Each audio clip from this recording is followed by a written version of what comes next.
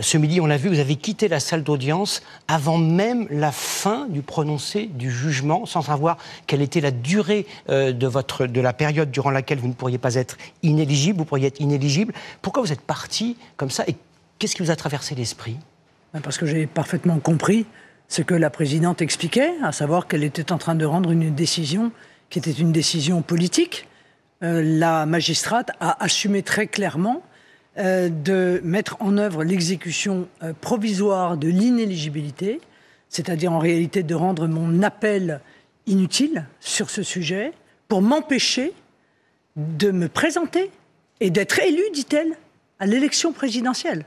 C'est donc une décision politique qui était en train d'être rendue. Il ne m'en fallait pas plus, j'avais compris. Mais en quoi une décision est-elle politique? Elle était étayée, il y a 152 pages de jugement. Non. La présidente dit: je vais rendre votre inéligibilité immédiate, contrairement à l'état de droit.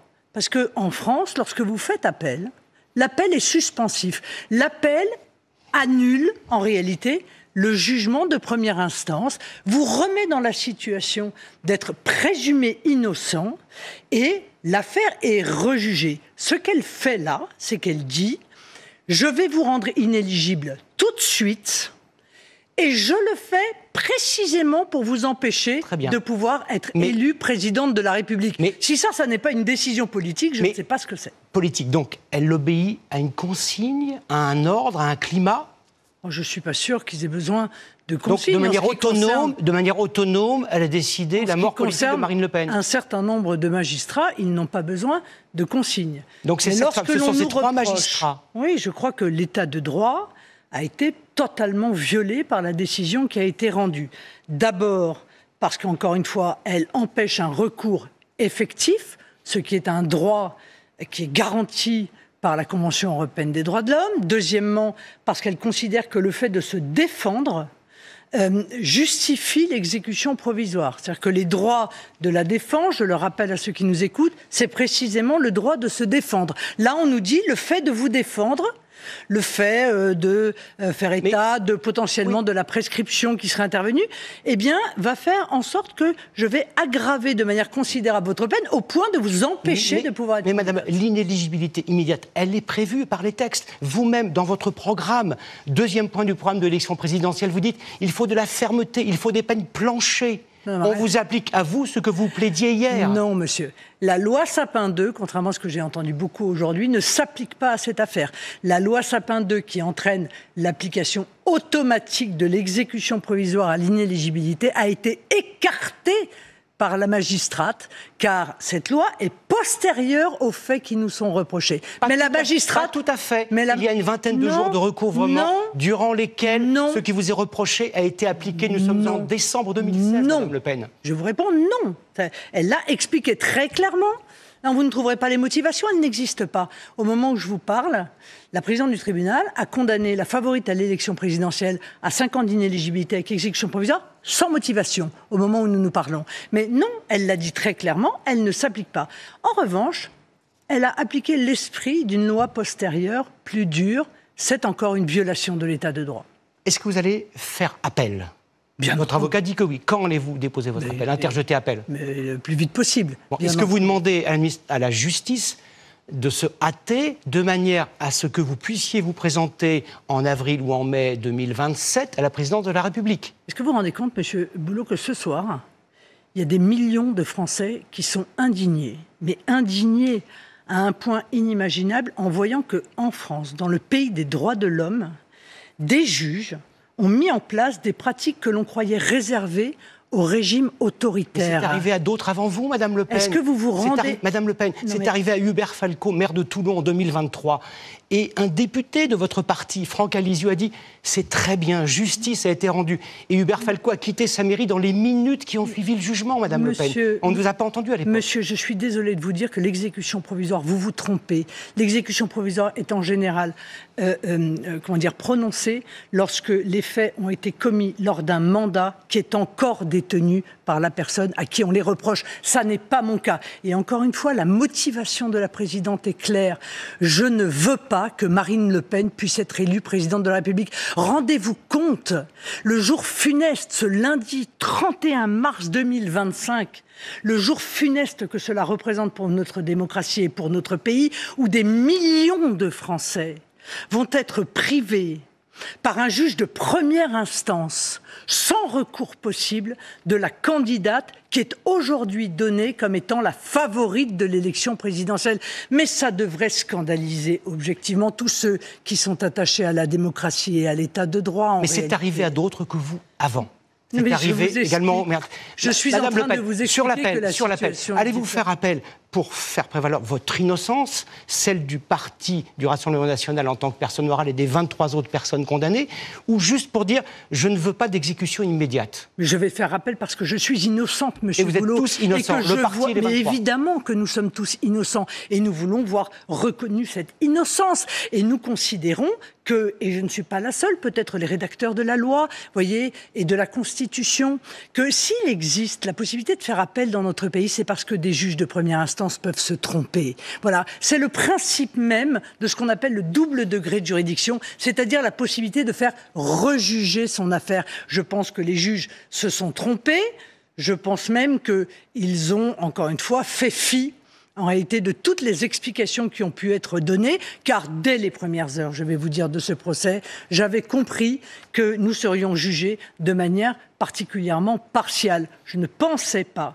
que les magistrats iraient à ce point à l'encontre de notre processus démocratique et s'ingéreraient ainsi dans le choix des Français, parce que soyons bien clairs, je suis éliminé, mais en réalité, ce sont des millions de Français dont la voix est éliminée ce soir au moment où nous nous parlons. Pourquoi dites-vous que vous êtes éliminé? Si vous faites appel, vous m'avez dit que vous alliez le faire, et que cet appel vous donne le droit, et vous innocente, vous pourrez en janvier, février 2027... Boulot, encore faut-il que cette décision... Vous n'avez pas confiance dans votre innocence? Non, mais j'ai pas confiance surtout dans la date de l'appel, monsieur Boulot, parce que c'est pas moi qui en ai la maîtrise. Vous voyez? Mais vous pourriez demander ici publiquement que la justice se hâte. Mais je peux demander ce que je veux, et je le fais ce soir d'ailleurs. Il faut que la justice se hâte. Mais votre journaliste elle-même disait tout à l'heure qu'il faut en général 18 mois à 2 ans. Il sera trop tard. Et imaginez, monsieur Boulot, imaginez que je sois relaxé dans le cadre d'un arrêt de la Cour d'appel postérieurement à une élection présidentielle où je n'aurais pas pu me présenter. Quelle sera la légitimité de celui qui sera élu lors de cette élection? Voilà un vrai sujet. Pardon d'entrer dans la technicité du droit. Supposons qu'en appel, pour détournement de fonds, vous soyez, vous et d'autres membres du Rassemblement national, condamnés, mais qu'il n'y ait pas d'exécution immédiate. Techniquement, vous pourriez tout à fait vous présenter à l'élection présidentielle de 2027. Le ferez-vous, bien que condamné par la justice de votre pays? Évidemment que je le ferai. Donc vous serez condamné en appel, mais vous le ferez? Évidemment que je le ferai, car je considère, encore une fois, que ce procès qui nous a été fait par des adversaires politique et qui est fondée sur des arguments qui ne tiennent pas la route. Il s'agit là d'un désaccord administratif avec le Parlement européen. Il n'y a pas d'enrichissement personnel, il n'y a pas de corruption, il n'y a rien de tout cela. On nous dit juste, vos assistants parlementaires n'auraient pas dû faire de la politique avec vous et auraient dû exclusivement se contenter de faire des lois ou en tout cas aller un peu à Bruxelles, directives. Ou en tout cas aller un peu à Bruxelles. Non, monsieur Le majordome de Jean-Marie Le Pen avait-il le droit d'être payé par les contribuables français? Monsieur Boulot, je vous en supplie, vous ne maîtrisez pas ce sujet. Si, un petit peu. Non. Car il y a 2 types d'assistants parlementaires. Les assistants parlementaires accrédités qui doivent être à Bruxelles et les assistants parlementaires locaux qui, évidemment, comme leur nom l'indique, doivent être sur le terrain aux côtés des Français. Et c'est à ceux-là que l'on reproche d'avoir fait de la politique. Moi, je suis désolé, mais un assistant parlementaire qui assiste un élu, eh bien, il fait de la politique parce que son élu fait de la politique. Si vous ne pouvez pas vous présenter, qui est un cas de figure que vous évoquiez il y a un instant, est-ce que vous dites, comme le vice-président de votre parti, Louis Alliot, que Jordan Bardella serait le meilleur candidat pour défendre vos idées en 2027? Je veux dire, Jordan Bardella est un atout formidable pour le mouvement, et je le dis depuis longtemps. J'espère que nous n'aurons pas à user de cet atout plutôt qu'il n'est nécessaire. Mais en attendant, je suis combative. je ne vais pas me laisser éliminer ainsi. Je vais mener les voies de recours que je peux. Il y a un petit chemin, il est certes étroit, mais il existe. Je vais effectivement demander de la manière la plus claire qui soit que la décision d'appel intervienne me permettant d'envisager une candidature à l'élection présidentielle. Moi, je serai toujours à côté des Français. Il y a des millions de Français qui croient en moi. Des millions de Français qui me font confiance. Et je viens leur dire, ça fait 30 ans que je me bats pour vous. Et ça fait 30 ans que je me bats contre l'injustice. Et par conséquent, je vais continuer à le faire. Et je le ferai jusqu'au bout. Madame Le Pen, on a vu et rencontré aujourd'hui des sympathisants du Rassemblement national à Hénin-Beaumont qui disent, bon ben voilà, il y a eu cet accident qui est un peu dommageable, mais nos idées prévalent. Et donc, si en 2027, c'est Jordan Bardella président, pourquoi pas Marine Le Pen première ministre? Non, mais écoutez, je ne suis pas dans cet état d'esprit-là. Et moi, je ne suis pas prête à me soumettre à un déni de démocratie aussi facilement. Voilà, il ne faut pas s'habituer à ça. Vous savez, je pense que le général de Gaulle, qui est quand même le père de la Constitution, disait que la Cour suprême, c'est le peuple.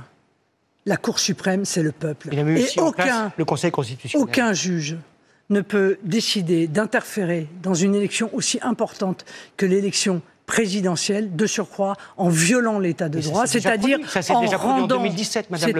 en rendant exécutoire une décision qui, normalement, devrait être suspendue par un appel.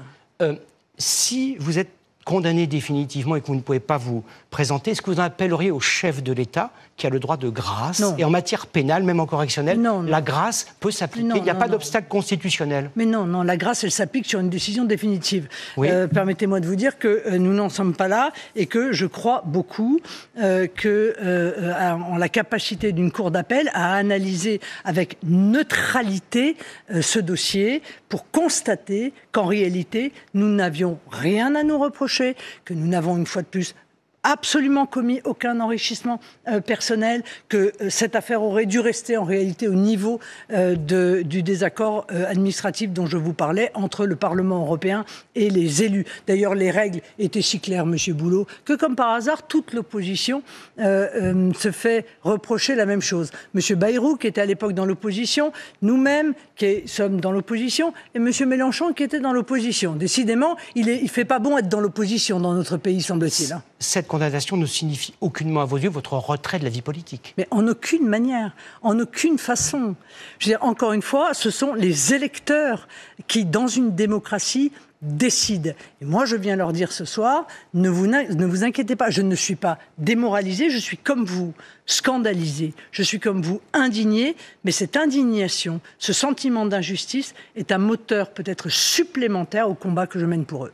Merci Marine Le Pen d'avoir répondu à nos questions. L'actualité ce soir, c'est aussi la situation en Birmanie.